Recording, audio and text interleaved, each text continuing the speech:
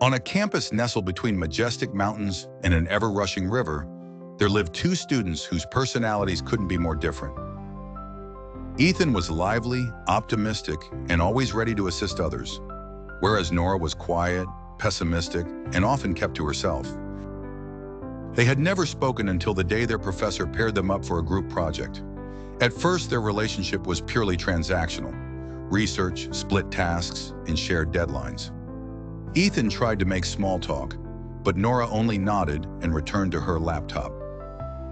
One afternoon, as they sat alongside each other under the shade of a large oak tree, a gentle breeze blew away Nora's notes. Ethan jumped up to gather the pages. "You've got a real appetite for knowledge," he joked, handing them back. To his surprise, she smiled. They began spending more time together. Slowly, Nora opened up, sharing stories that explained her guardedness.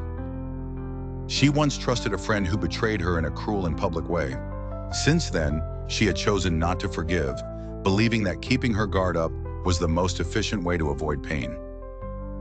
Ethan, never one to defy his own nature, gently challenged her views.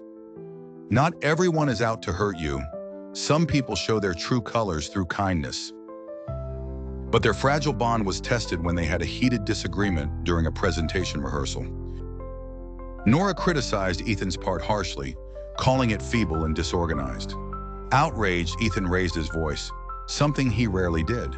"You're not just criticizing the work, you're smashing the team spirit." Before she could stop herself, Nora responded with a metaphorical slap. "Maybe if you weren't so focused on being liked, you'd actually contribute something meaningful." Silence fell. Neither of them spoke for days. The day of the presentation arrived. They had to display unity, or their grade would suffer. As Ethan set up the slides, Nora whispered, "I was wrong. I let my past define me and took it out on you. I'm sorry." Ethan nodded. "And I should have listened instead of reacting with anger. I forgive you."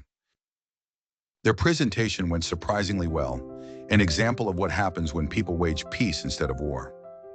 From that day forward, Nora chose to slowly trust again. And Ethan? He gained a new respect for the quiet strength behind her walls.